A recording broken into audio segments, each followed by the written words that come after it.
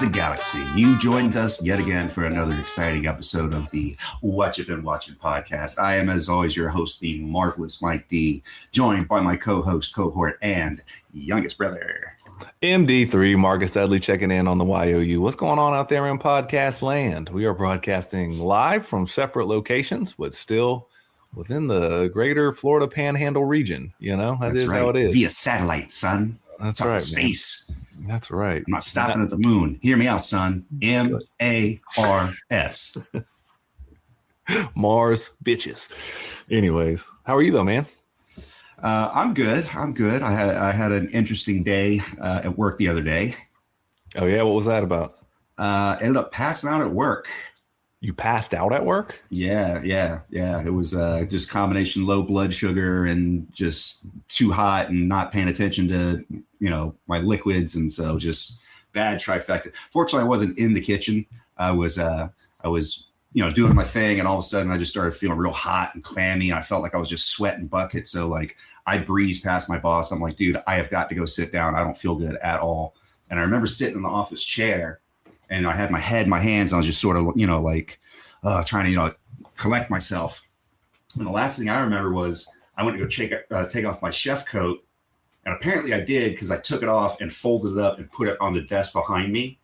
But the next thing I know, I don't remember that. The next thing I know, I'm in a fiery, dark dimension filled with faceless imps made of ash and cinder. And they tortured me for hours and hours. And it was the smell of sulfur and brimstone and I felt this echoing laughter in the air that seemed to mock me.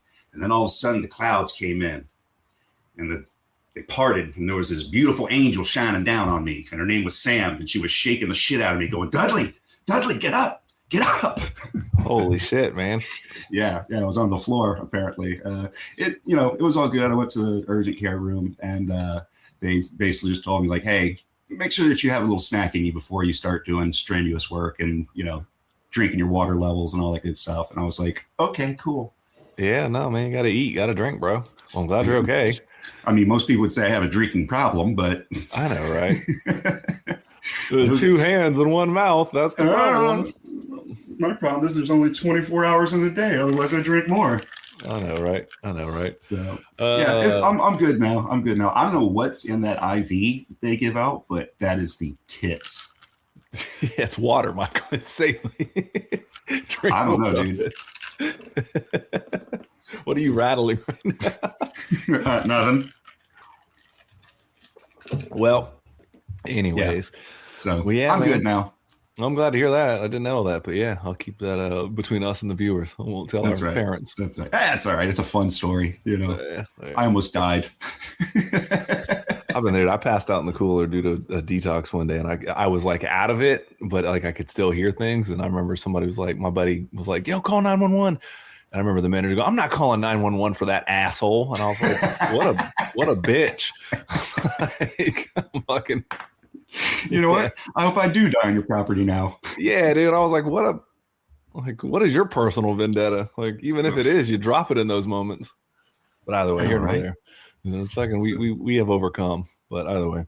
Anyway, how you doing, man? What's been happening? Bro, I'm just busy as all outdoors, man. I'm just shout out to our good friend. I don't know. We got an episode. I'm not sure if it's going to come out before or after this, but Detroit himself graced us on the podcast, man. And D.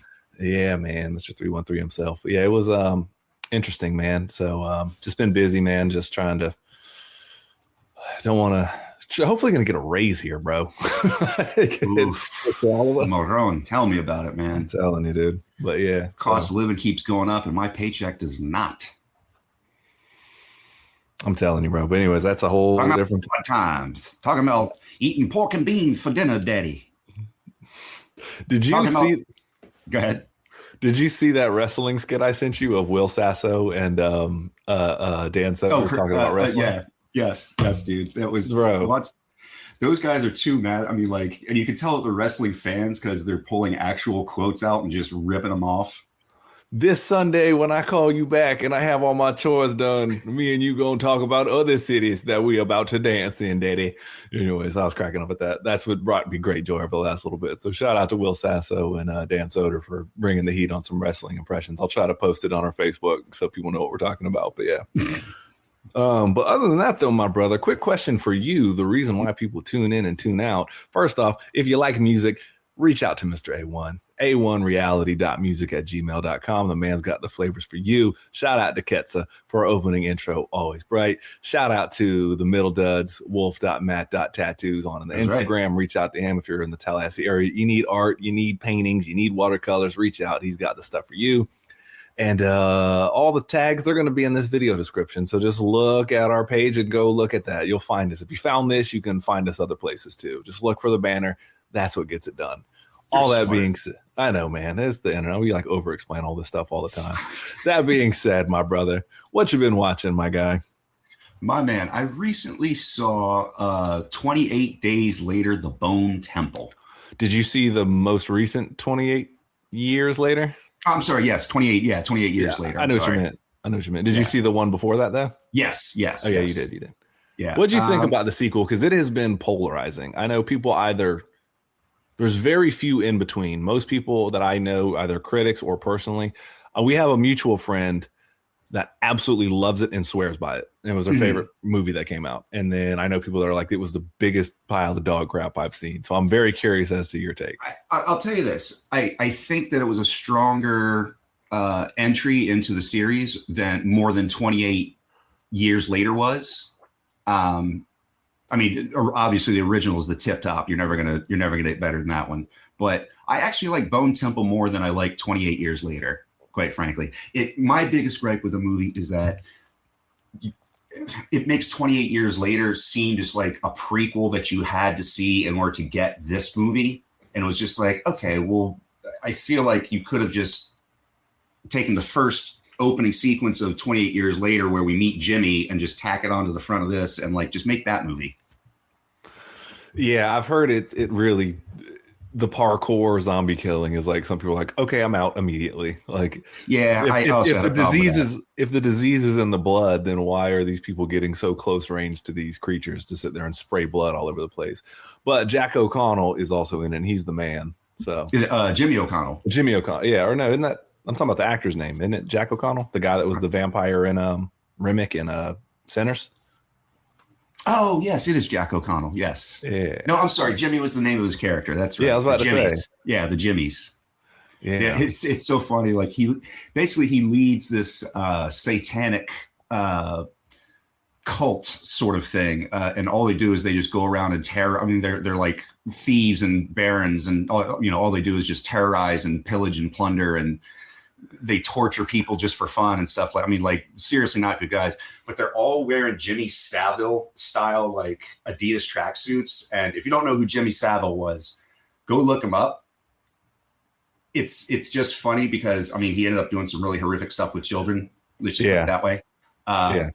But according to the lore of this world, the zombie apocalypse happened before all of his allegations came out. And so this dude grew up still idolizing Jimmy Savile.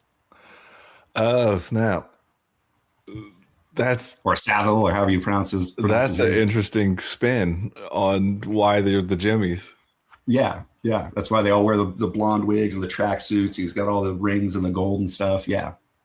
That guy is a scumbag. Definitely check out the documentary on that. Like, I can say that without being like having to toe the line. Like, yeah, that dude's an absolute scumbag. So like, get into the spoilers of this because again, I kind of want to know what's up, and I'm gonna watch it at some point. I just haven't gotten around to it yet. I know it's the Ray Fiennes'. Yeah. I liked 28 years later, but it definitely has its. I mean, we talked about it on the podcast. It definitely has its flaws. In terms of just like there's some weird pivots in there, and it's really just 28 inches later is really what the movie should be called with the alphas and whatnot. But and there's more alpha in this, a lot more. Basically, the Jimmies at the end of 28 years later, they take in Spike, the little kid, Aaron Taylor Johnson's kid, and so it just basically picks up later down the road with them where he's fully incorporated into the group. And, you know, again, they do their whole pillaging torture thing, and he's having real issues with it. He ends up letting the girl go. And so while they're doing this, one of their scouts goes out and finds Dr. Kelson, the guy who had built the ossuary, the bone temple, basically. And she is convinced that he's the devil because she sees him, like he wears iodine on his skin to try and prevent the spread of the disease or whatever. He's found a way to placate Samson through like basically just drugging him every day. And so even to the point where he gets him hooked, where now Samson comes to see him willingly every day so he can get his dosage. So, oh, that's going to be rough when that runs out. Yeah. And they address that. Yep.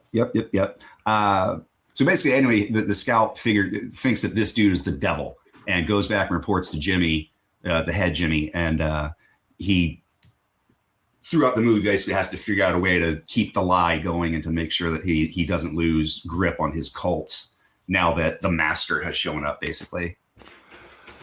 Okay, so that is an interesting pitch because I when I first saw the trailer, it just looked very wacky. I'm like, if I'm going to follow parkour zombie killers, like that's fine for a movie, but like, why is this a 28 like years later movie? You know what I mean? That was kind of like my I guess hang up, and then I just never got around to watching it. I almost did one day, but you know how it is. Believe me, I get it. There's a lot of material to consume at any given point. Yeah, I know. Too much. So. Because I thought like what is the little death thing that he talks about, the Memento Mori or whatever? Memento Mori. It's just a Latin phrase that means remember you're going to die. That's all it means. Yeah. No, I think the little death is like, isn't that the orgasm in French? Yes, right. Yeah, okay, my bad. I'm mixing up. Le petite mort.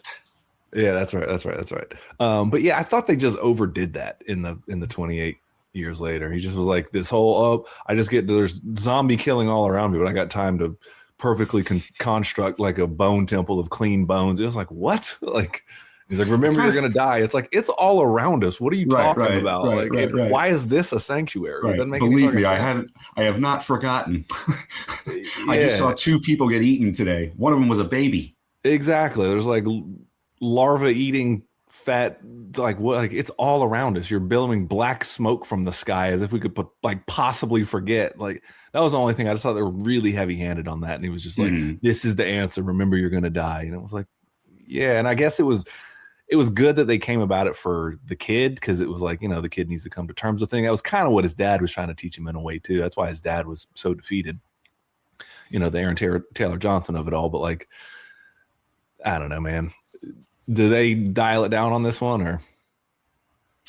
I mean, to be honest, this one has so little to do with zombies and more just about the world that they inhabit. I mean, other than Samson, I mean, I think there's one zombie attack the entire movie, and it happens very quickly and dispatched with very easily. So, okay. I mean, I get that they're trying to kind of launch a new franchise or whatever, but like, I don't know. They did strike the balance, and because they did what they did in 28 Days Later, where they end it with soldiers and stuff, and it pivoted away from the zombies. I guess the last kind of sequence when they stormed the house or whatever had to do with the zombies. Like in 28 Years Later, they kind of pivoted away from all that. And they're like, no, don't worry, we're safe now. And it was like the alpha just kind of happened to be there. So I don't know. It seems like they kind of just pivoted this whole movie away from zombies then. Yeah, like I said, it's a lot more about the human interaction and sort of, I guess, the power of faith and belief versus facing reality, or sort of, you know, not necessarily. Again, it deals very heavily with one's own mortality and sort of, you know, what we do with our time here on this earth. But I mean, I enjoyed it. I don't think it was the weakest entry in the series by any stretch of the imagination, but, you know, definitely not the strongest. It definitely is a different type of zombie movie. And that might be too shocking for a lot of people, but I don't know. I enjoyed it. I thought Jack O'Connell was delightfully awesome in this, just very icky, and not a single moment was I like, you know, this dude's kind of got it. Yeah, he's pretty damn talented, and I didn't realize that until, you know, clearly it only takes one role for somebody to just be like, oh yeah, this dude's awesome. Yeah. I'm sure if we went back and looked at his resume, we're not going to, but if we looked at his IMDb, we'd be like, oh, and he was in this and he was in that. And turns out he's been working steady for the past 20 something years. I know, right? That's always how it is. So does, I also heard Jim comes back in this movie. Spoiler alert. Spoilers, yeah, in the very, very last scene, like right before they roll credits. Does Aaron, and I suppose part of this movie is also Aaron Taylor Johnson trying to track down his son? Not at all. They really? Completely, yep. He abandons his boy. I abandoned my boy. That's kind of, I abandoned my boy. I thought he would at least play a role of some kind, but great day. Not at all. Not at all. Okay. Well, yeah. Okay. So what is Jim's, like, how does he re-enter this? Because 28 years later, like, what is? Literally he's in the last probably 3 minutes. It's just the whole deal with Jimmy ends. I mean, long story short, he ends up getting crucified. Kelson convinces his whole crew that he is indeed Satan. He plays fucking Iron Maiden and he's dancing. He plays, what's the name of the song? 666, The Mark of the Beast by Iron Maiden. And he's like dancing. It's the one that opens up with like the H.P. Lovecraft passage. Yeah. Okay. And, so he's like dancing around. He's wearing this like all black leather coat and he's painted his face white and red and stuff like that. And he's just meddling out and creeping along, and he pulls out these two big cinder, like, I don't know what you call them, but like I guess there's some sort of forging instrument, and they're like spinning fire and stuff, and sparks are flying all over the place. And he sneaks up on the guys' faces and he blows some sort of drug in their face, so they're tripping balls and having a great time. I mean, go out with a bang, I suppose. I mean, great power performance, I guess. Plus drugs help. Yeah, I was about to say. Yeah, no, this sounds like it's a wild movie. I'll be honest with you. It sounds wild. And then the B story of that is Dr. Kelson finally befriends Samson, and spoiler, figures out basically a cure for the virus. He figures out that it's a combination of like heavy sedatives, including morphine and antipsychotropic drugs, which, as we know, morphine and antipsychotropic drugs go great together. I mean, like, especially in a post-apocalyptic world where that's in abundance. But they treat it just like he got one treatment of it, or like one injection of it, and all of a sudden now he's like recollecting things and he can speak and stuff like that. Or Samson, can speak, and he's making coherent thoughts. He's not just a violent rage monster. And I'm like, I don't think that that's how mental health medication works, because I have to continually take mine, because otherwise I would have taken the one goddamn pill and been done with it. But sure. Yeah, in the realm of this movie, I guess it works. Okay, I'm gonna have to watch this then, because now you've peaked. I expected this to go the other way, but now I'm more interested in watching this movie than I was originally. So, oh shit, cool. yeah. Like I said, it seems like a wild ride. It is. It's an interesting departure. I'll give it that. It's definitely not your typical 28 whatever movie later. It's a side quest. It would be the best way to put it. But it's a fun side quest. There's nothing wrong. It doesn't really add anything to the lore. I mean, I guess it does in terms of Kelson finds the cure, but he dies before he can reveal it, so it doesn't matter. Yeah. I don't know. Yeah. That would probably be my rating, is an interesting zombie side quest. Cool. Well, thank you for that. I appreciate that. That was an in-depth, man. Yeah, man. All right. Well, cool. Well, shit, man. What else you been watching, bro? Let's see. After that, me and the kids sat down and we watched the Zootopia spinoff, Goat. Is that a Zootopia spinoff? Mm-hmm. Are you sure? I'm like 90% sure. I thought they mentioned like all the different areas in Zootopia. If so, I had no idea. You may be right. I had no idea. I thought it was an entirely different studio. You know what? Let's just assume I'm right. That way. I'm down. Look, I'm down. If not, let's make this a thing. I mean, okay, so the Zootopia spinoff, Goat. If not, like I said, whatever. Write us in. Let us know. Or don't. Or congratulate us and Michael for figuring this out and connecting two things. So, yeah, no, I actually watched about 10 minutes of it before my kiddo lost interest in it. Mm-hmm. She demanded something else we put on. So I was like, all right. But seemed cool.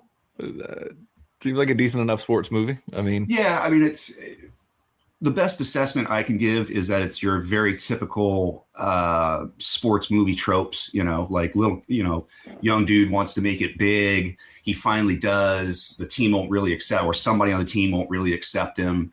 He has to prove himself. He, ends up unifying the team. And then the owner sells the team out from underneath them and says that they're all free agents and stuff. And so like they rally behind to be like, well, if we can just win the cup, they call it the claw, then, maybe we can raise enough money to save the old dance yard.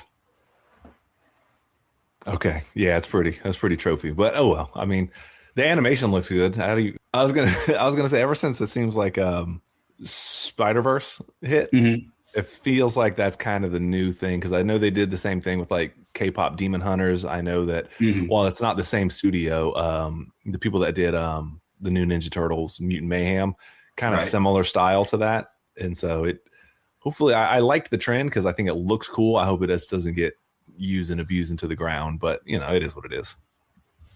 Yeah, I mean, I'm glad that that's now become sort of the standardized norm, that style of animation, because I really like it. It's at least unique. It's nothing like any type of animation style I ever grew up with. So it's kind of interesting to see how that style has now like developed and become like, the in vogue, I guess. But yeah, I liked it.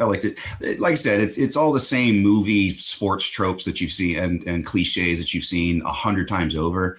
But it's going to be the kids' first time ever seeing that sort of cliche. So, I mean, they do a good job of simplifying what's at stake and, what everybody's mission is and why they do the things they do.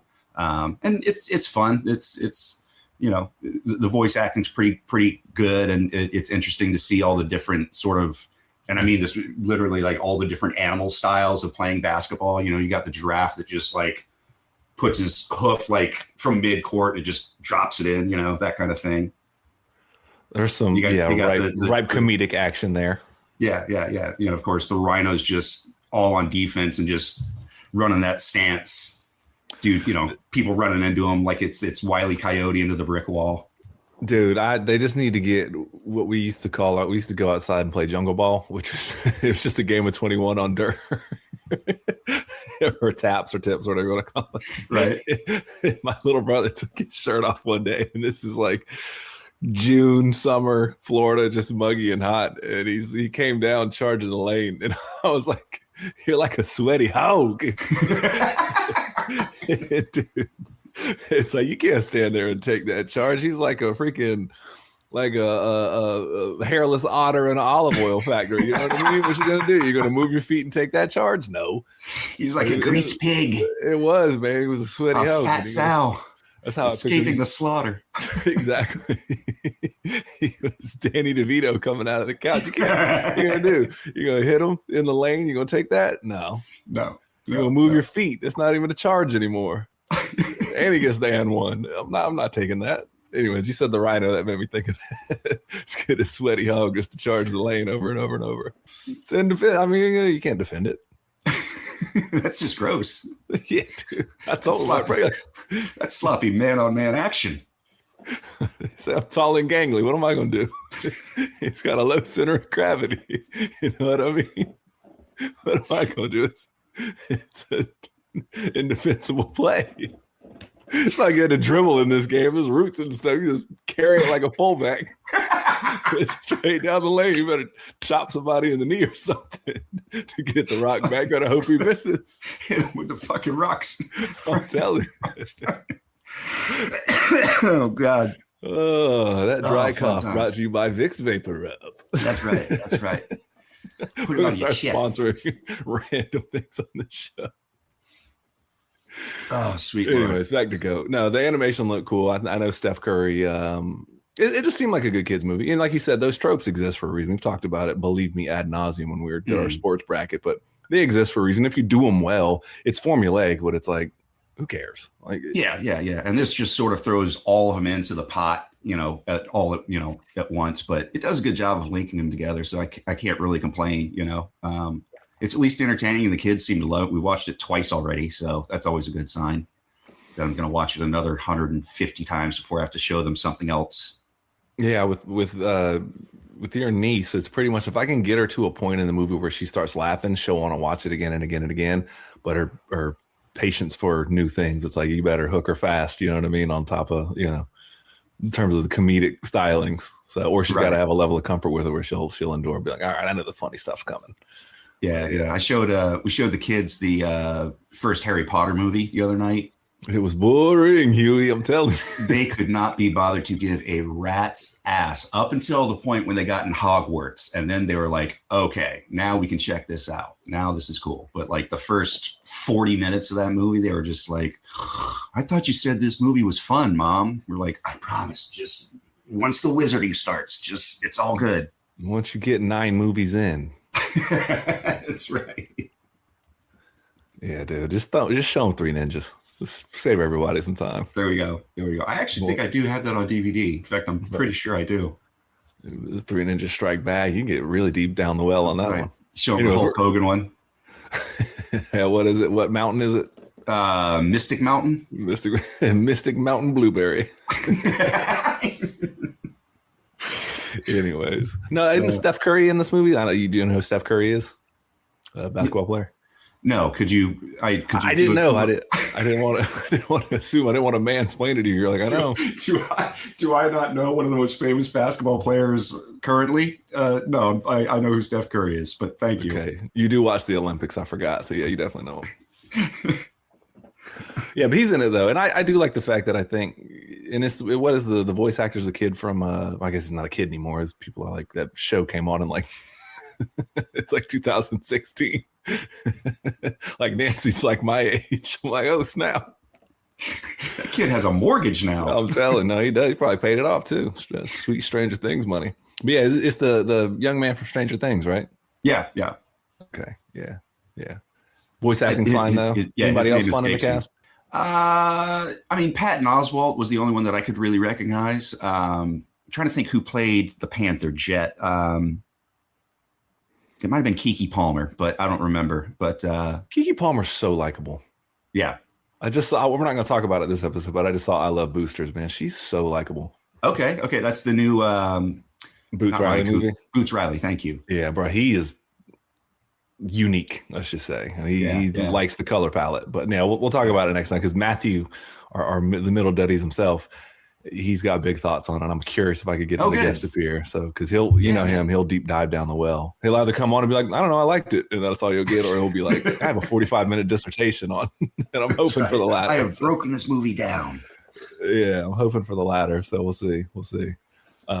Anyways, I'm taking control of the show. I apologize.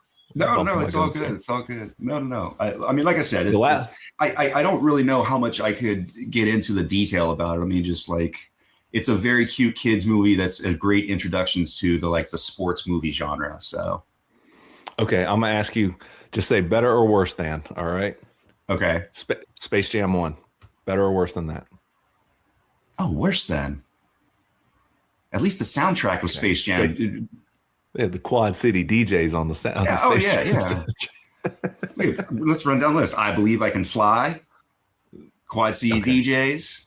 They had it was like a ridiculous. Yeah, they had a ridiculous hip hop. It was like Busta Rhymes, Method Man, Exhibit. It was crazy. Yeah. Anyway, okay. So, like Mike, the Lil Bow Wow movie back in the day. Better. I'm gonna go better. All right, Air Bud. I mean, I like Air Bud, but for completely different reasons. So I'm gonna go worse than, but only like. You gotta understand, I love me some Air Bud movies. Like that concept is so funny to me, and they're so cheesy. Anyway, like it's one of the worst movies you've ever seen in your life. Like if you want a good bad movie, go watch Air Bud. Okay, I'm just trying to get a barometer of where this is. Right, where this stands. I said to myself, where do I know this dog? You can't do Chappelle Show quotes. I said I know this dog. But then I said, where do I know this dog from? Anyways, dude, underrated performance of a lifetime is Mos Def on any Chappelle Show sketch, by the way. Yeah. He was such a secret delegation. So like Tiger Woods. There's a scene where Chappelle is just talking about doing the beatnik comedy. It was Def Comedy Poetry Slam, or whatever like that. And it's like a 2-second clip of Mos Def coming out in like a full yellow suit with like an S on his chest. And all you hear him is go, like that. And he spikes the microphone. He's dressed like this ridiculous superhero character. I don't know what is said in that, but I would pay money to watch whatever that is because I know it's just him crushing it. Right. Yeah. Yeah, it's like a 2-second clip, and I'm the only one that finds that to be hilarious. But he's such a secret weapon. I don't know how we got there, but I mean, you brought up of Mos Def. Yeah. Little I know this dog. Yeah. He was flipper. He said they used to come by the pool. I can't say the whole thing. they used to come by the pool. Called him Ian Hating Dolphin. Yep. He called him James. Yeah, underrated performer of the week somehow in a movie we're not talking about. Mos Def in Chappelle Show. That's it. Anyways, what else you been watching, my guy? Anything else? Man, other than that, I was starting to rewatch Tom Segura's Bad Thoughts, just because the new season just hit streaming, and so I wanted to, just a refresher course to see how season 1 stacked up to season 2, and haven't watched season 2 yet, but I'm gonna check that out. But Tom Segura has such a unique sense of humor. I mean, it's definitely overly, I don't want to say vulgar, but he pushes a lot of lines. You know what I mean? I mean, I would hope with a show called Bad Thoughts, they wouldn't, you know what I mean, spare the messy parts. Yeah. Yeah, I've not seen a single episode of that, not a single sketch, not anything. I think honestly what it was, man, and it's no fault of his own. Like I would do the same thing. So I'm really not taking a shot at him by any means. He was just a victim of his own success with me, him and Bert. I just kind of got burned out on both of them. And I was just, really? Yeah. And again, make all the things you want to make. Like you got the iron's hot, strike. Like I'm not hating by any means. It was just kind of like, I'm good. I consumed so much YMH for like 3 years and Two Bears and like all of his specials. And like, it was just, so when that came out, I was like, I just kind of got away from all this. So like, I don't know. I just never got it. And again, I'm sure it's right in my alley. I'm a big fan of his. I just never did.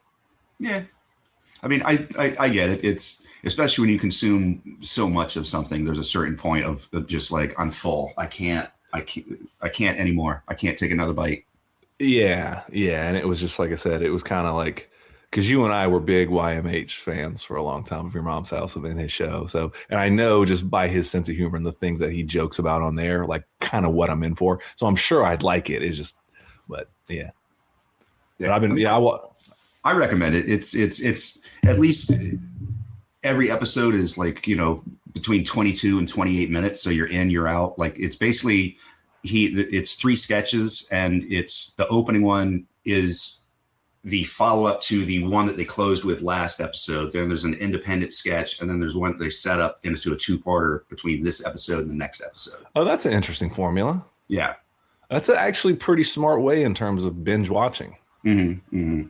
And he does the, do you ever see This Is Not Happening with Ari Shaffir and Roy Wood? Oh, no. I thought you meant, I think you should leave for a second. I was about to say. Oh, no. I've been back on my tent. Yeah, that show's so fun. Man. Anyway, they would do these segues where it would be just like Roy Wood's explaining, like, today's theme is love. And there would be like strippers all over the place and, lots of weird sex acts happening. He's like, and you can't tell who you fall in love. So Tom Segura, point is, he segues between the different bits in a very similar fashion in terms of just like taking us out of this, and then I'm going to discuss this sort of topic here, and then the skit's going to loosely tie into what I was talking about.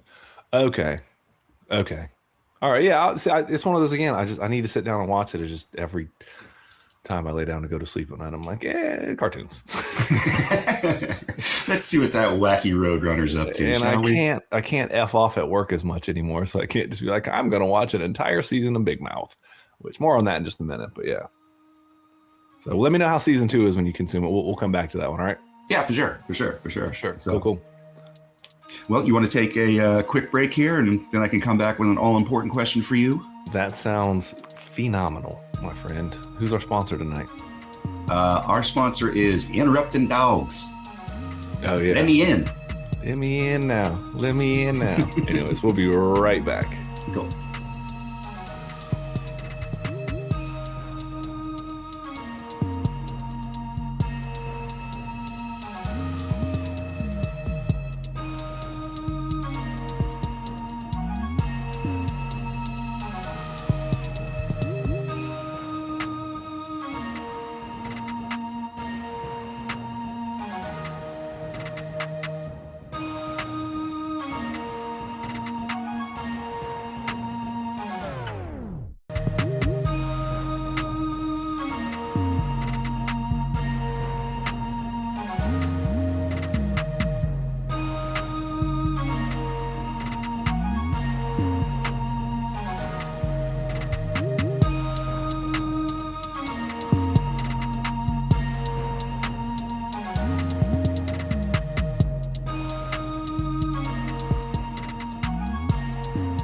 All right, we are back.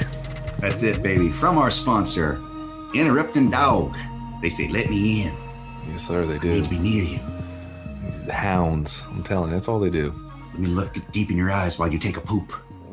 Dude, we don't deserve dogs as a species. I just love that anytime I'm trying to do anything in the bathroom, it's either the kids, the dog, or somebody's going to come in like, what you doing? I'm like, does nobody understand what the concept of a closed bathroom door means? Nobody? Okay. I must just start sitting down when I pee just to give the illusion that I'm taking a shit, so people don't bother me as much.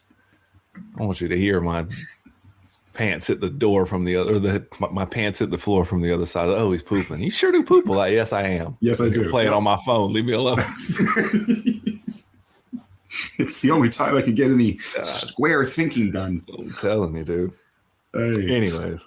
So, good sir, I got a question for you. What's up? What you been watching? Great question, in fact. We should start a show around that very question. That's right. All right, well, let's start here. I mentioned Big Mouth earlier. The creators of that show dropped a new cartoon on Netflix called Mating Season. I believe it's called. I don't know. I may be botching. No, it is. It's Mating Season. Yep. Okay. Yeah, I sat on it. It was only like 8 or 10 episodes or something like that. It's all right so far. I mean, I'm willing to give them more bites at the apple. I mean, I want more adult animation on every platform, and so just I'm gonna watch everything. There's a couple I haven't seen yet, like Captain Fall and a couple other ones, but yeah, I don't know, what's man. the basic premise? Just a bunch of horny animals trying to bust a nut. Pretty much, it's hibernation. Interspecies erotica. There's a little bit of that, actually. There is. A deer dates a wolf, and they just kind of treat them as if they're just. It doesn't really matter, but yeah, okay. It's Nick Kroll. It's like pretty much the exact same crew that did Big Mouth did this. It doesn't have the pull of Big Mouth and the fact of there was amongst all the raunchy humor of Big Mouth, they did tackle very real problems, and some people were like, "Oh, this show's gross and it's for pedos. It's all about kids having sex," and then it's like, no, it's about puberty. Like, calm down. But like. Right. And it's something that everyone goes through. And so there's a relatable factor in the sense of like, they've talked about it in the writer's room and stuff of like, these are real experiences that a lot of these writers went through. It's puberty. Everybody goes through it. Right. So this being a show that has similar humor and it's just about animals, the human element is literally gone. And so it's still funny. There's still good jokes and stuff, but it doesn't have the heart. I don't think that, right. Okay. Big Mouth House so far. It doesn't mean that they can't attain that. There's still likable characters. There's still, situations which you're rooting for people. Like one of the bears that wakes up from hibernation wakes up 2 weeks too late, and his lady has moved on. Oh, fun. And so there are some like they're human characters as it were, but just drawn as anthropomorphic, whatever. Sure. Yeah, but it's. Also, anthropomorphic. Good use of the words. I know. BoJack Horseman. Shout out to you. You taught me that. But and so it's just like I said, it's fine. Like if they dropped another season, I'd probably watch it, but I'm not like blown away by it. It's humorous enough, and but it's a little too similar to Big Mouth in some ways. And it's just like, oh, animals are horny. It's like, yeah, they are. I guess. So it's on brand though. It's on brand. I mean, like I said, there's still good jokes. They're very talented at writing them. So okay, all right. I mean, just not the same allure, same luster as Big Mouth. Basically, is it because like you said, I mean, Big Mouth is about horny kids trying to get laid, but it also it delves deeper into sort of like the emotional content of going through puberty and sort of like the trials and tribulations of experiencing all these brand new emotions, and like because you've never felt them before, it's the most intense feeling you've ever felt in your life, kind of thing. So is it that this one just doesn't tackle the same sort of like deeper issues, and it's just about trying to get laid, or is it just? I mean, you kind of answered it, to be honest with you. It's again, you're. Yeah, pretty much. I hate to just like go, yeah, but like, I mean, what he said. Yeah, what he said exactly. Yeah, you kind of wrapped it up there. It's multiple seasons may draw more, but it was kind of like how Human Resources was fine, You know what I mean? Like right. it's still, but even then they were interacting with humans and real human emotions in terms of like, oh, I represent love. And it's like, there's going to be a woman that's pregnant and it's like about her love for her child. And so it still had like a through line of like real relatability. And again, if you write characters, there's going to be, you know, some form of relation to all of them, but it's just, right. It just comes across as a little bit as more like how Paradise, I don't know, you ever watch Paradise PD? I have not, no. It's just, the show, I think the creators of the show would like, it's just raunchy all the way through. It's every bit of just like, if there's a joke to be made about raunchy, like that's what they're going to do. And so when you're dealing with the animals again, and when you're talking about horny kids, you're like, oh, I remember when I was a little fucker like that. You know what I mean? Like when I had no admit how bad middle school sucked just across the board. Yeah. I think that's the if you had a good middle school experience, you were probably homeschooled. Yeah, exactly. But like, I've never been a wild animal, so it just comes across as like, oh, they're just animals fucking joke. It's kind of like, like how Sausage Party was just like every joke was just a sex joke for night. You're like, okay. So again, eventually, I mean, even for me in that one, the innuendo wore thin, and I love a good sex innuendo joke. But even that one, I was like, wow, we really just took 2 jokes and stretched it into 98 minutes. Good Lord. Yeah, pretty much. And so again, the show's fine. I know it's not really a glowing review one way or the other, but it's just like, it's all right. I mean, it is what it is. It doesn't have to be. Yeah, if you're a fan of Big Mouth, like watch it. It'll scratch some of the Big Mouth itch, which it did for me. And so I still keep Big Mouth in somewhat of a rotation. So I mean, yeah, mating season though. I'll review it. Big Mouth with animals. So Big Mouth Bass. Hey, there you go. There you go. Bass to mouth jokes with South Park. There we go. Yeah. Anyways. All right. What else you been watching, brother? Oh, dude, now that all my sporting teams are out of it, I don't know. Yeah, no. I'm just hoping that the Montreal Canadiens don't win a cup, just because that fan base and the Toronto Maple Leafs are absolutely insufferable. Of all the Canadian teams I like to troll, like those are the top tier of go away. And also just fuck you, Canada. Yeah, pretty much. But anyways, but now USA. One of us won a gold recently. One of us has a lot more golds, but until you win your next one, we have bragging rights for the next 3.8 years or whatever the hell it is. Anyways, no. So I've been trying to decide like what something I used to be into was anime, and I dove into, and I used to be a very big fan of Gundam, way back in the day. Now, bear with us, kids. This is anime wasn't always that popular, and quite frankly, if you liked anime, you used to get what we call beat the fuck up, much like comic books back in the day. Dragon Ball Z. Really, it was Toonami was what changed it, man. When Toonami came on Cartoon Network, and they were like, we're going to air Thundercats and Sailor Moon and Voltron and like Robotech, or like that was really when it was like, this is we all came home from school, we're all watching the same shit. And Dragon Ball Z was the first. I mean, there was like movies and stuff that had kind of broken through, like Akira, Akira. I hate people. So pretentious to be like Akira, even though it's the right way to say it. It's Akira, Ninja Scroll, that kind of thing. There was a couple that had broken through, and like a lot of, some of the more raunchy ones. But Dragon Ball Z. Which ones, Marcus? Which ones? Name them. Cutie Honey and whatever. But even Bubblegum Crisis was.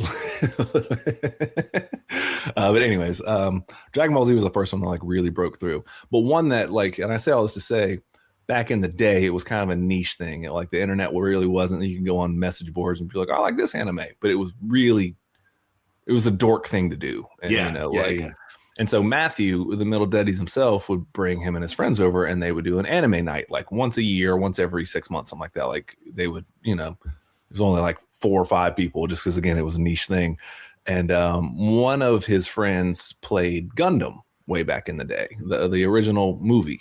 And I was hooked, man, because that was I know Michael's a Robotech guy. I was always a Gundam guy. And so I really got into that. I watched the 0079 through about 0083, which was the UC years or whatever, the Universal Colonies years, which is like the main storyline, right? So for those who don't know, what's the basic premise of Gundam? I mean, like I know, but pretty much what happened. And so, yeah, I say all that to say I watched the sequel to a movie that I hadn't seen or that I had just watched for the first time. Yeah, smart decision on me. Like, I want to get back into anime now that sports are over, and I picked the fucking weird entry point.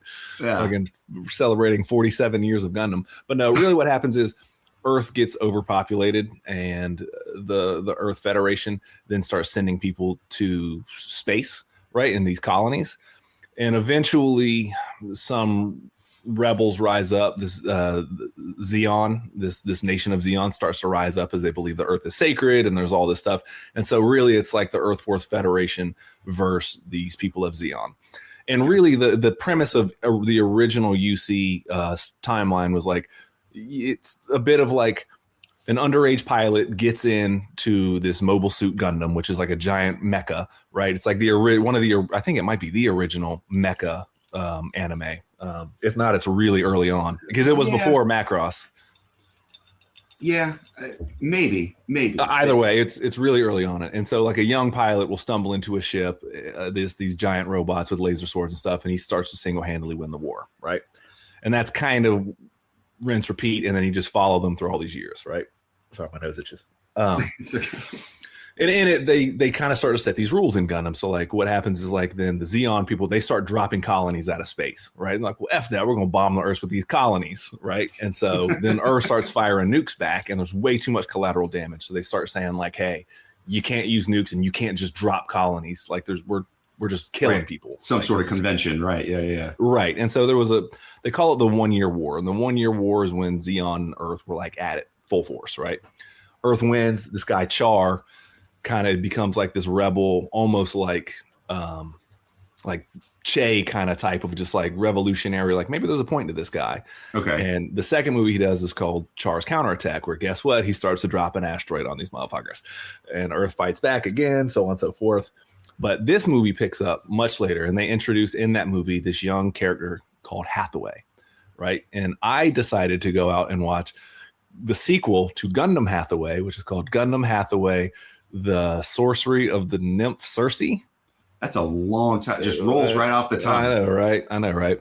And so I was like, let me dive in. And so I took what little bit of knowledge I had about Gundam from when I was in middle school.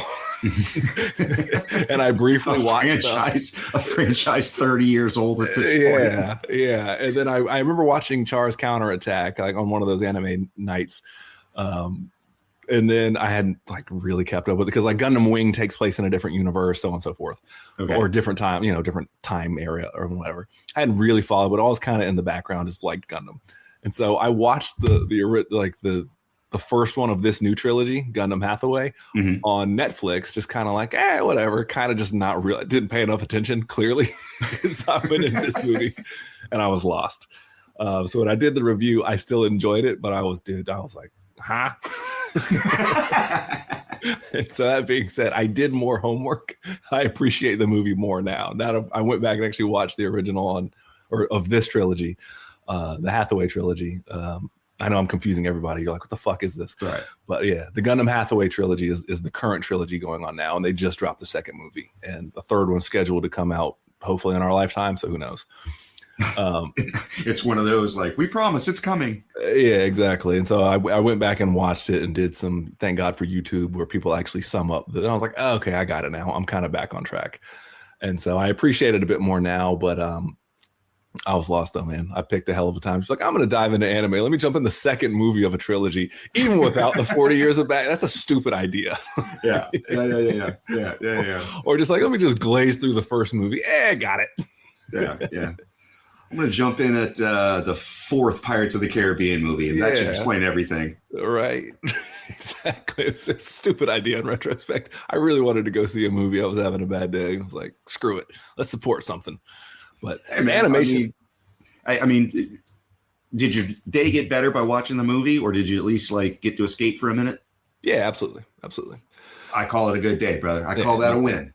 Yeah, me too. And so I'm invested in whenever the third one does come out, when I'm in 2037 when actual Gundams roam the Earth. I'll go check it out when the technology catches. Japan's rolling out there like, and here's the Model 4.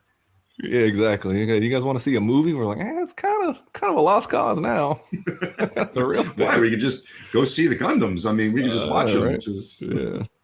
I know, right? So, but yeah, no, it does get a little bit like heady towards the end. I would definitely start on the first movie and then watch this one. The one thing I'd say is like the Gundam design is a little bit clunky, and I mentioned that in the short review. There's so much bulk to them now that even when they fly, they just fly vertically like this. There's no like, oh, that's not fun. yeah, and so it's just kind of like you just see them like zip around like this, and like you see the arms move and stuff like as they're firing lasers, but I liked the mobility of mobile suit Gundams, not just like this giant flying. Well, because that, I mean, behemoth. If I remember correctly, in that series, they were, like doing spin moves and like all this, like Technoblade with, tornado and stuff like that. Like yeah, that's like Naruto. There are a couple of them that do things like that. The original, not so much, but they were more mobile. But there was the gun tank, the Gundam, all this other stuff. But this one, like the animation's gorgeous. There's just some shots in there that like they zoom into the cockpit and it's like this almost like a gyroscopic, like you see everything in 360 degrees. Oh shit. Okay. And they don't even show the pilot, but they just show them zipping through and forth. And as it's spinning, you can see that like it was almost like it was an interesting way of like, I kind of rather see the full shot of these two going out, but it was interesting to watch like them dodging the explosions and like him locking on, like it's some really cool sequences. But the only other thing is they fight at night in the middle of Australia, and it's hard to tell which Gundam I was paying attention to at the time because they just the way they animate. It's very dark, and it's like, and one of them's like all gray. So you're kind of like, I'm tracking what's going on, but they're also so bulky that like when one of them grabs the other one, you can't tell immediately, and so you kind of get lost in the sauce of the character design a little bit. And they look cool as shit, like when they're just standing there, when you're like, oh man, that thing is bad ass. But then once like they're in action, it's a little too much, a little too much armor plating, a little too much this. But I got you. It just looks like metal on metal, and you can't tell where one begins and the other one ends. Yeah, a little. And maybe I'm just not hip to it. Maybe it's just my old age and me being out of the anime game for so long. But yeah, so. Remember when Gundams were better? Pepperidge Farm remembers. Pepperidge Farm remembers. When your mobile suits were mobile, see?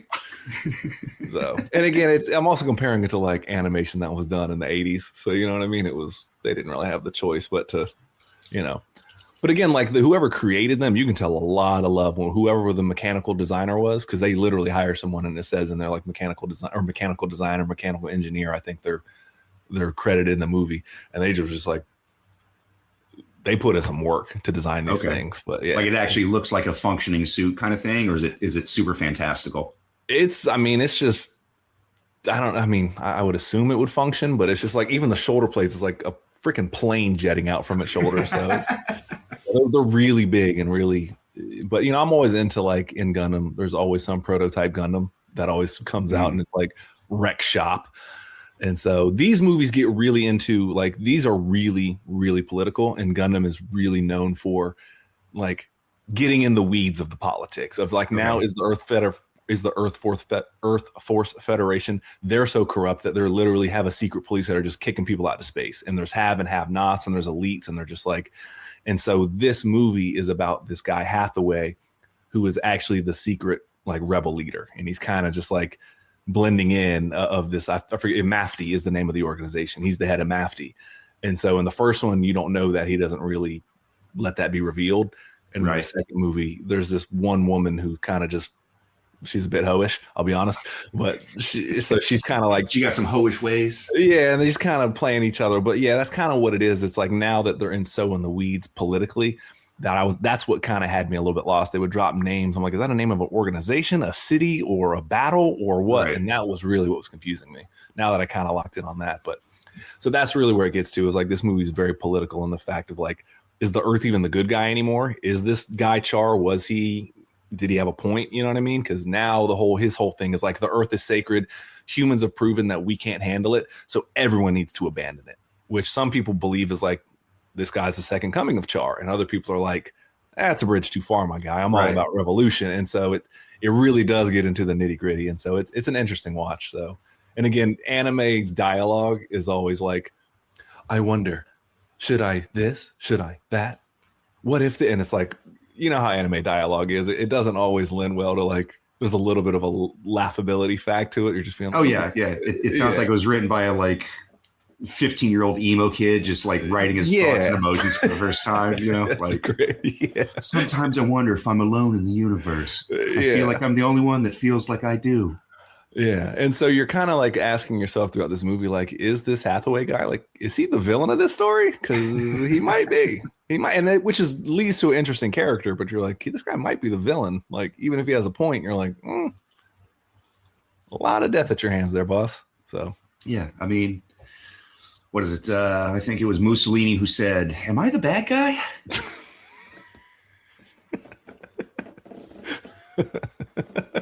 That being said, I'll rate it 2 big ass, bulky ass Gundams.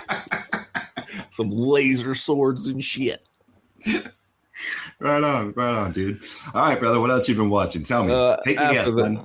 Take me there. After that, I watched The Mandalorian and Grogu.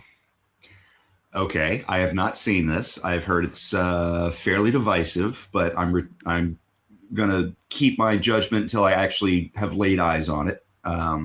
I was not a huge fan of the later parts of the series. I liked the initial salvo, the first season, but I think it got a little too bogged down in its own, I don't want to say pretentiousness, but just it took itself way too seriously at a certain point. I was like, guys, it's supposed to be a fun Star Wars thing. Can we just, maybe it wasn't. Maybe I misread it, but that was my interpretation of it. So, I mean, I'm actually kind of inclined to agree. Although I say this, I didn't watch a single. It's hard. I mean, look, I'm a dork and I'm on the internet, so like I've seen parts of season 3, but like in terms of like really, I'm just gonna say I didn't watch any of season 3. Yeah, right. Yeah. Like again, I watch recaps. I'm on Screen Crush, or I watch New Rock Stars. Like I get it. You know what I mean? And even then, I'm a dork, so it's hard for me to just avoid such things. But I don't know, man. I'm fine with people disliking a movie, right? If you dislike something and you can point to the merits of the movie itself and you're like, I don't like it for X, Y, and Z reasons, I'll hear you out. But like, to me, some of the ancillary shit where people are like, this should have just been season 4. Like, that's why you dislike the movie, because you think it should have been season 4. And they're like, well, it's just like 6 episodes loosely tied together. Maybe you're right, but also, hear me out, maybe 6 episodes lightly follows a 3-act structure. Just maybe, yeah. You know what I mean? Almost like, as if episodes 1 and 2 are Act 1, 3 and 4 are Act 2, and 5 and 6 would be. Well, hold on, I lost it. Hold on, yeah. I was there. Right. Yeah, and so I don't know, man. Act 5, money. Exactly. Right. And so there's a certain amount, like, and again, I'm not telling people like you should like it, but to me, I liked it because it was very season 1. And like The Mandalorian did a lot of cool shit when the fact of like how him choosing between Grogu choosing between the lightsaber and the Beskar armor. And it was like very much so like Shogun Assassin, where it was like, if the boy chooses the ball, he goes with his mom. If you choose the sword, you come with me. And like, you know what I mean? Like, you're a warrior for life now. And it's the kid in the cart, which you haven't seen. Please go. It's Lone Wolf and Cub, pretty much. I mean, I was going to say it's kind of like Luke having to choose between Obi-Wan Kenobi's lightsaber and his father's lightsaber. But yeah, that would also work. Sure. Yeah, I get it. But they all pull from certain things. It's all Hidden Fortress when you really think about it. It all comes back to Akira Kurosawa. Yeah. And so, like, they do a lot of cool things. But I agree with you. And the first season was very much so anthological. It was a Western in the fact that just happened to be set in Star Wars. Cowboy rolls into town. There's a problem. Cowboy fixes problem, moves on to next town, grateful citizens. And there's an overarching theme of his relationship with Grogu, and who is this kid that that's this asset, and him betraying his bounty, being like, oh, I'm supposed to turn the kid in, but then him having a change of heart. And that played wonderfully for the first season. And so I liked this movie in the fact of it wasn't, by season 2 and 3, there's dark sabers and the Mandalorian lore of like, oh, you have to go bathe in the waters of Lake Minnetonka. Like, you must cleanse yourselves in the waters of Lake Minnetonka.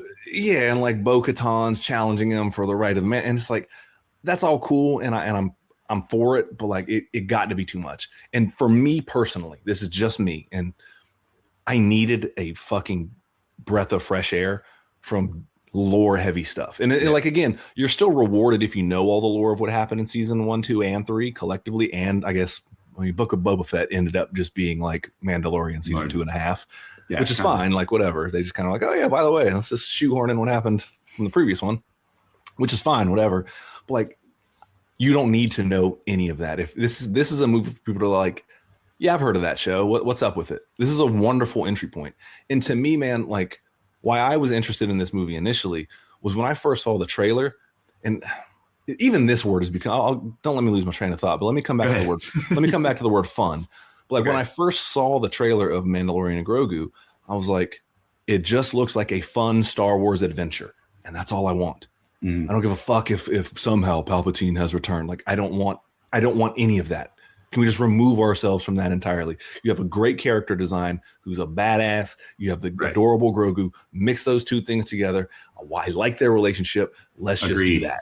Yeah. Let's just do that. And I know that everyone's like, you could sit there and say, oh, well, Dave Filoni, he attached all of his stuff that he did in the cartoons. I didn't watch the cartoons. It doesn't matter. And also, people are mad at that. They're like, oh, well, he's just validating his own cartoon stuff. Like, bring back the characters which people watched as a kid. All the kids that watched Clone Wars and were addicted to it, they're young men now. They're in their 20s. They have expendable income. Give them what they want.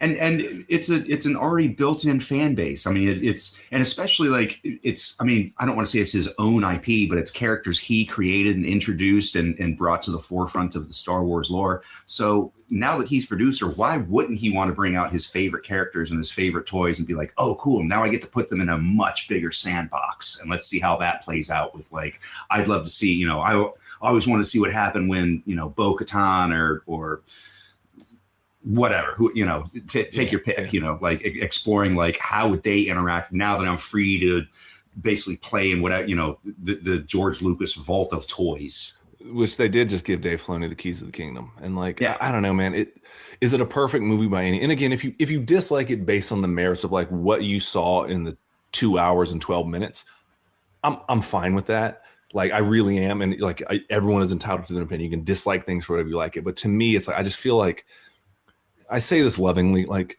sometimes us geeks and our fandom is we're the fucking worst fans in the world at times. It's like, it happens with sports too. You're like, the second your team does bad, you're like, sell the team, tank. If we're not winning the cup, then we should tank and just be the worst team so we get a better pick. It's like, calm down. There's a lot of middle ground in between that. Right. You know what I mean? And so it is the second week. We got plenty. Let's just see how this one plays out. Dude, and it's the same thing with Star Wars fans. And I say that like I clearly went and saw the movie. I'm a Star Wars fan, but sometimes it's like I don't know, man. All the ancillary shit around it of just being like, well, it's just like, dude, to me the movie was, and now you say the word fun, and this has literally become like a trigger word for movies now. They go, if you say it was fun, they go, oh, that just means it's not worth your money.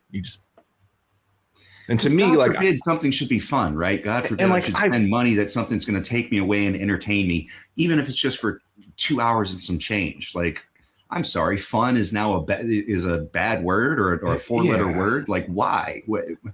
It was fun, and and like, and I mentioned this when we were talking. I was talking to Detroit about this. Not everything has to be so serious. You don't have to get so far into lore where they're like, well, they didn't follow this to, like in the extended universe books, it says Thrawn's eyes were orange, and in the movie they're yellow. Like, okay, who gives a flying fuck? Right. You make me want to shove a lightsaber up my ass. Like, just who cares? Who cares? Like, yeah. And I get it's sacred to some people, you know what I mean? Like, just like sports, just like it's religion to some people, you know what I mean? Not like literally. Also, fictional characters. Agreed. And so I don't know, man. And I know that some people go, oh, it's just a cash grab. Like, yeah, dude, it's a fucking, of course it is. Like, what do you think? Like, of course it is. Don't like, I don't know, man. I just, again, if you want to hate on it, who is Disney's prime target demographic, right?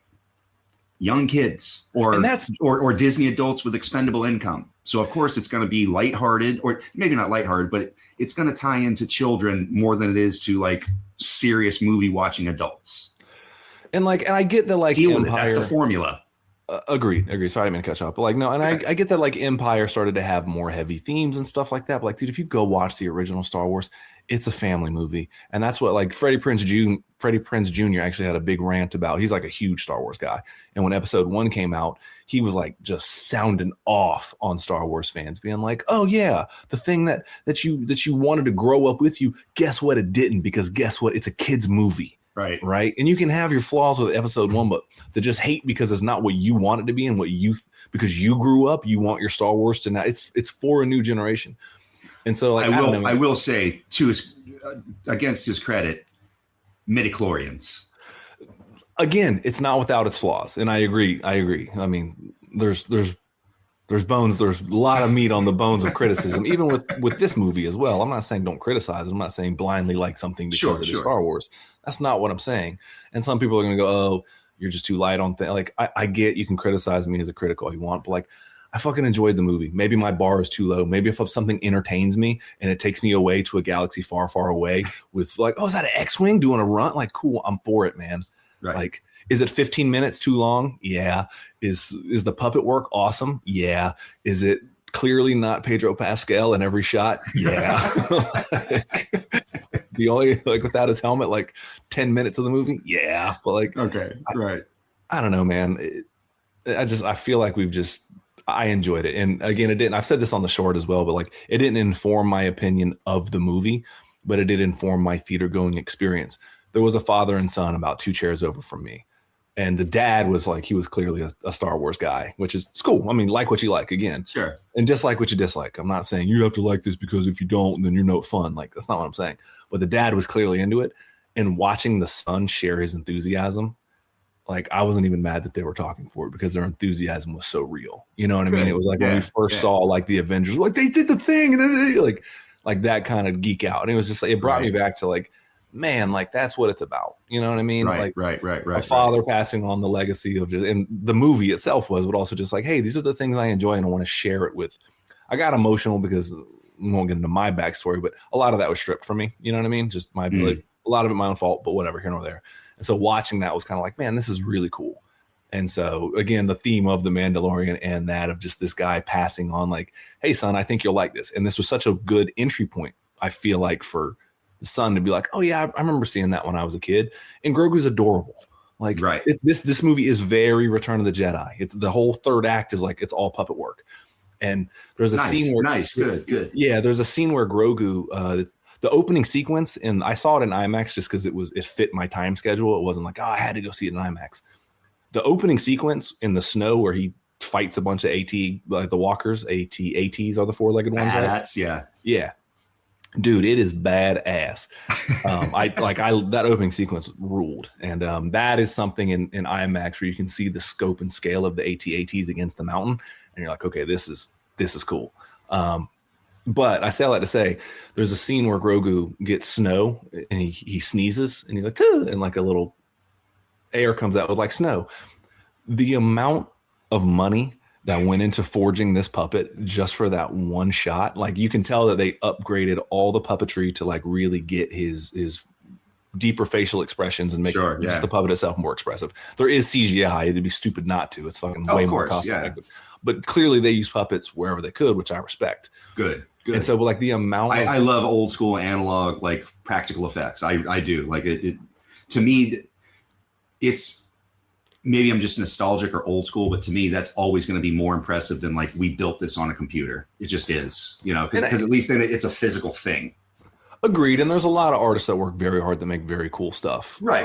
I'm not trying to, denigrate and say that, but no, it's just a preference. You like practical effects. I get it. But like there's the amount of energy that went into just creating Grogu sneezing and snow comes out. It's like, that was millions of dollars spent. And I'm like, it's just little stuff like that. I'm like, man, I appreciate that. And it's blink and you miss it. Oh, that was cute.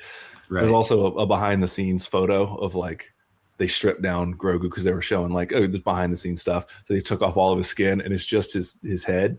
And it's like powered down and his ears are flat, but it's like the skeleton of a robot. It's such a sad photo. Oh no. It's so sad. So I don't know, man. That's I guess I've been on my soapbox long enough about this movie. Like I would like people, the only thing I would ask you to do is just like there's critiques of the movie, right? And I'm not saying it's a Sure. perfect movie, but like that's not my argument here. But like I would just ask you if you're going to see it, like form your own opinion. You can argue with mine too and go, I watched it and I think you're full of shit. Like that's fine, but just like form your own. Don't just go based off of like it should have been season 4. It should have been this. Oh, this is a cash grab. Like Right. It's not the Star Wars I grew up with. Just base it on the merits of this film. That's Good, all I yeah. would ask you to do to enjoy it. And it probably is not going to knock your socks off. Again, it was a fun movie. I don't care if that word's a trigger word now, then so be it. Get used to it. So, but yeah. There's everybody gets a front kick though. I like that. He kicks a lot of people in the chest. From the man, what's his name? Jin Djarin. Yeah. Oh, he's the best at what he does. The first like half of the movie is pretty much him. Just like, I mean, there's a third act. Guess what? Is the Mandalorian and Grogu. There's a third act where he's out of commission. Let's just say.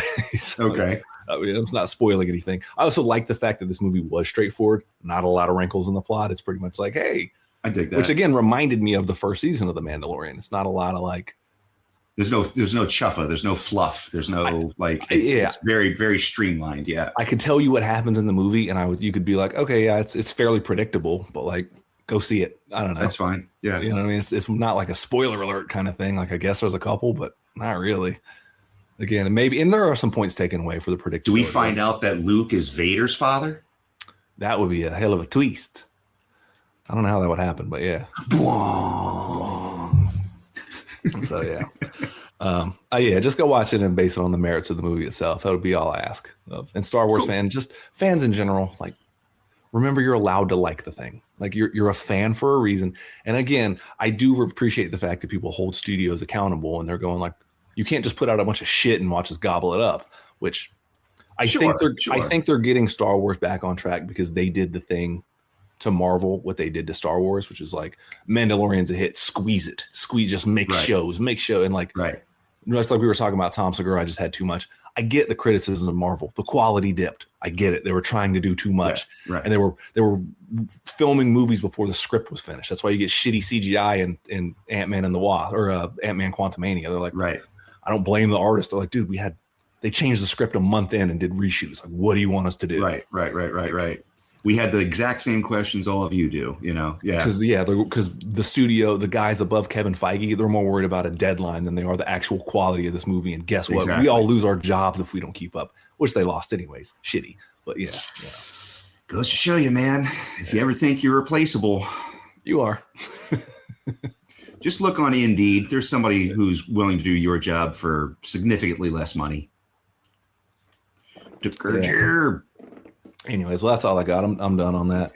And I would also add, like, not only are you allowed to like or dislike the thing, but other people are allowed to, even if you hate the thing, other people are allowed to like it for even the same reasons that you hate it. Like, oh, it was too goofy. It was a kid's movie. It was this, it was that. I'm sure there's somebody sitting in that theater who was like, yo, I took my kid to go see that. And it was one of the best experiences I've ever had because they had a great time. I had a great time. I got to share my love of Star Wars. And on the ride home, they were asking all these questions about, well, who's Luke Skywalker and who's this and who's that? What's the Force and what's a lightsaber? There's a lot of callbacks in this too. And I'm going to see after you watch the movie, let me know. Cause I'm curious. There's a scene in the very first Star Wars in which they play chess and it's best to let the Wookiee win. Right. I'm going to give you a hint as to look at that scene closely. And then when you watch Mandalorian and Grogu, see if you can find the connection. All right. Okay. It's obvious once you see it, but I didn't know. And then when somebody pointed, I'm like, you're damn right. It is actually. Okay. So there's your hint though. So play along at home. If you haven't seen it, go watch that scene and then go tell me what the connection is to that. So. Good deal. Put it in the comments below. Yeah, please. Oh, look at you plugging the actual show. Like it's not just us talking. That's right. Well done, Michael. Make sure you smash that like and subscribe button, help the algorithm. The more you share, the more we could hopefully start bringing some really cool treats to our loyal legions and, merchandising. Yeah, here you go. I can even do this. Look at this. Ta-da. How you like that? It's like it was meant to be, baby. See? I know, right? We're not hacks. That's how we get hacky. That's it. All right, that's enough out of us. All right. Well, thank you. Good night, guys. Make sure to tip your waitress, and I'll be selling T-shirts out in the front lobby. I know, right? $20 each, or 2 for $35. Michael will be at Zany's in Portland. That's right. The Funny Bone in Wassissa. Nice, Wassissa. Okay. I don't know. I'm just picking a random city. Anyways, all right, we're out of here. I appreciate everything, man. Thank you for joining me, M. Duddy's Elder. Yes, sir. I guess we should tell the people what they need to know, man. What should they do? They should go watch a movie And talk about it with someone you love. Till then, peace.